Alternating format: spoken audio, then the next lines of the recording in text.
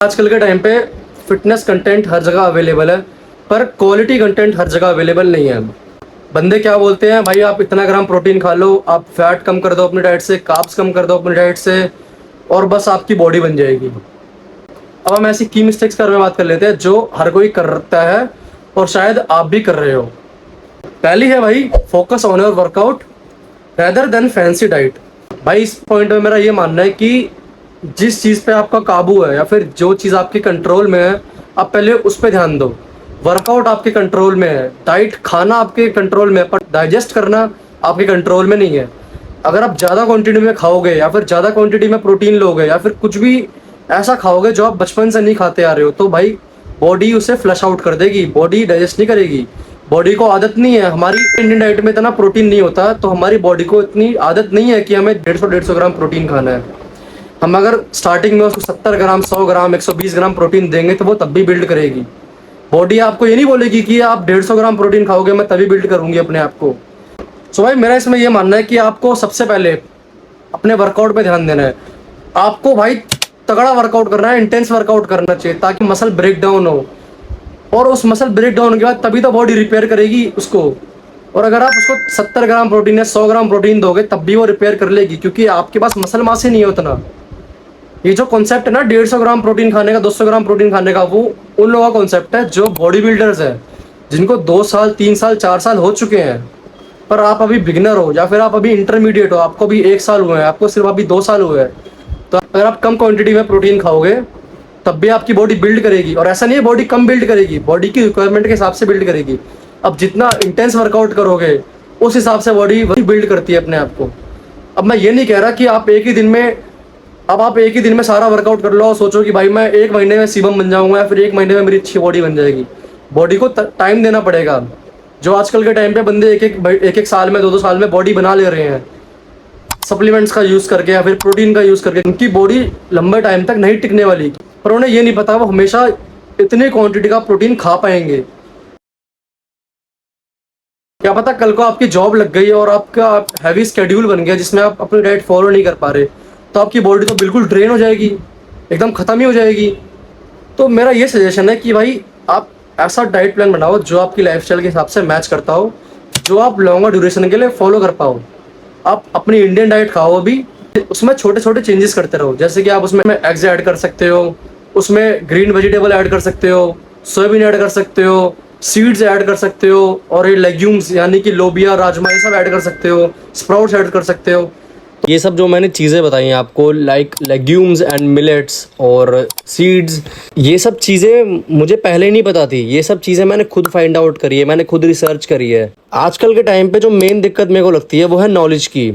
और ऐसा नहीं है कि सिर्फ फिटनेस की नॉलेज, हमें किसी चीज़ की नॉलेज नहीं है अच्छे से, क्योंकि हमें पढ़ाया ही नहीं गया है। हमें एक 4-5 चीज़ें बताई गई है कि भाई चिकन में प्रोटीन होता है, एग्स में प्रोटीन होता है, मिल्क में प्रोटीन होता है और सोया चंक्स में प्रोटीन होता है। उसके अलावा हमें कुछ बताया ही नहीं गया है, और हमने खुद भी नहीं ऐसा, we are not willing to find out more varieties और मोर सोर्सेज ऑफ प्रोटीन। अगर आप धीरे धीरे अपनी बॉडी को बिल्ड करोगे ना तो वो लंबे टाइम तक टिकेगी। अगर आज भी मैं 1 महीने तक वर्कआउट नहीं करूँगा, मेरी बॉडी को ज़्यादा फर्क नहीं पड़ेगा, क्योंकि मैंने अपनी बॉडी को ऐसी आदत डाल रखी है कि अगर मैं इतना प्रोटीन नहीं भी खाऊंगा ना तो फिर भी उसके मसल सर्वाइव कर लेंगे।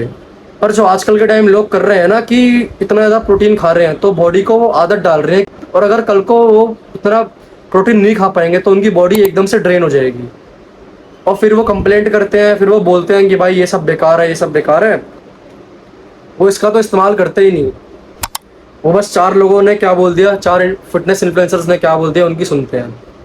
सो गाइस मेरे को एक चीज़ और ऐड करनी थी। आपने कभी ना कभी किसी ना किसी को ये कहते हुए तो सुना ही होगा कि भाई प्रोटीन खाने से किडनी ख़राब हो जाती है, प्रोटीन खाने से लिवर ख़राब हो जाता है। So guys they are partially correct, क्योंकि जब हम कोई भी सप्लीमेंट लेते हैं, फिर आप एग्जांपल लो खुद ही का कि आपने प्रोटीन मंगाया, तो आप उस प्रोटीन को आप हो सकता है कि आप रोज़ खाओ 1-1 स्कूप भर के, या फिर 2-2 स्कूप, कुछ लोग 3-3 स्कूप भी खाते हैं।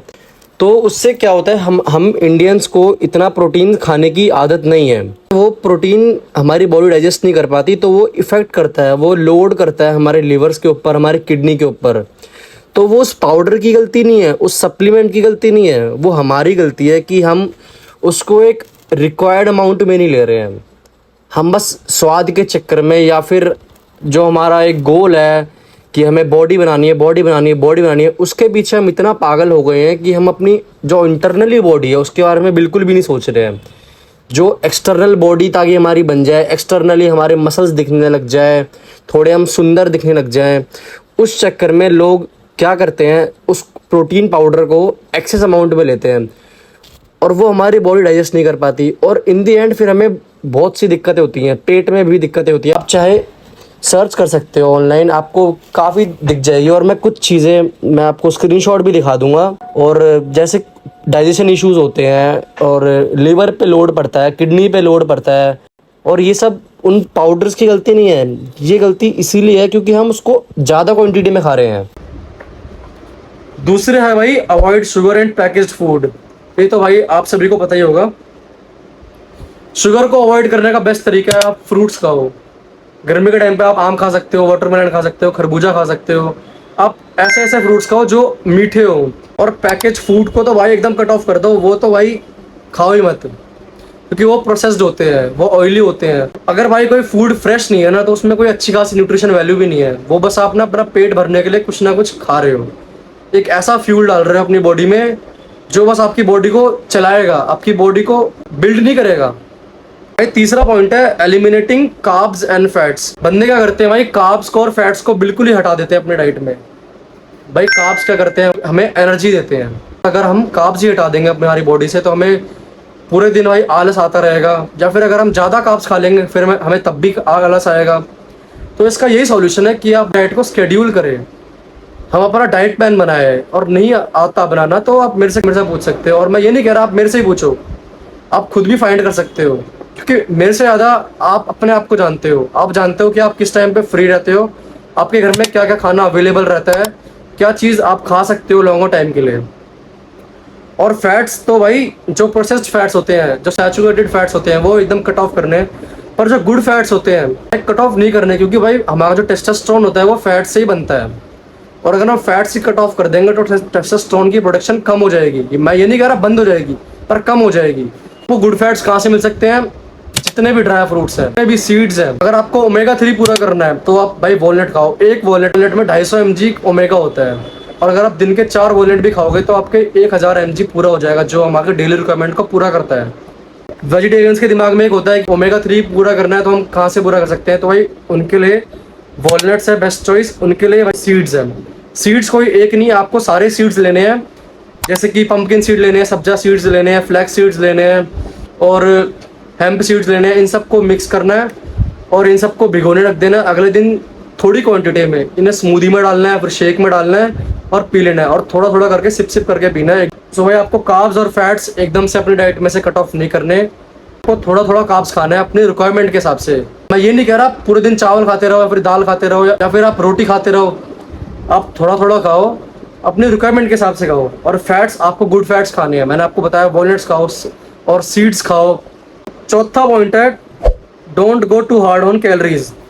भाई बंदे क्या करते हैं जो फैट लॉस कर रहे हैं खासकर, या फिर जो वेट गेन कर रहे हैं खासकर, फैट लॉस वाले क्या करेंगे, वो कैलोरीज एकदम कट डाउन कर देंगे। वो उन्हें कोई बता देगा या फिर वो कहीं से सुन लेंगे, साइंटिस्ट बन जाते हैं भाई वो आजकल के लोग।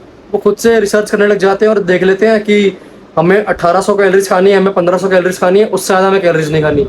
अगर आप टीनेजर हो तो ये हमारी ग्रोइंग स्टेज है। अब हम इसी टाइम पे अगर हमारी बॉडी को अच्छा फ्यूल ही नहीं देंगे तो हमारी बॉडी ग्रो ही नहीं करेगी, हमारी बॉडी स्टक हो जाएगी। फिर वो बंदे सप्लीमेंट्स की तरफ शिफ्ट होते हैं, वो बंदे स्टेरॉइड्स की तरफ शिफ्ट होते हैं। तो अच्छा न्यूट्रिशन दो, अब धीरे धीरे करके कैलोरीज कट डाउन करो। जैसे कि आप एक हफ्ते में 100 से 200 कैलोरीज कट डाउन करो। ऐसे मुझे वेट गेन करना है, वेट लॉस करना है, वेट लॉस करना है और एकदम आप पागल हो गए हो। आपको एंजॉय करना है, just go with the flow, just enjoy the process.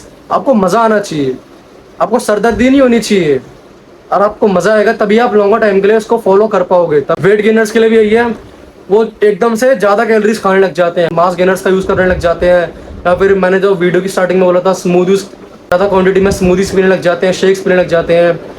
भाई हमारी बॉडी फ्लश आउट कर देगी अगर हमें रिक्वायरमेंट नहीं होगी। हमारी बॉडी को पता है कि उसे कितनी नीड है, तो भाई अपनी रिक्वायरमेंट के हिसाब से खाओ। आपको नहीं पता तो आप मेरे से पूछ सकते हो इंस्टाग्राम पे। सो गाइस इस वीडियो के लिए सिर्फ इतना ही। अगर आपको वीडियो पसंद आई हो तो कर देना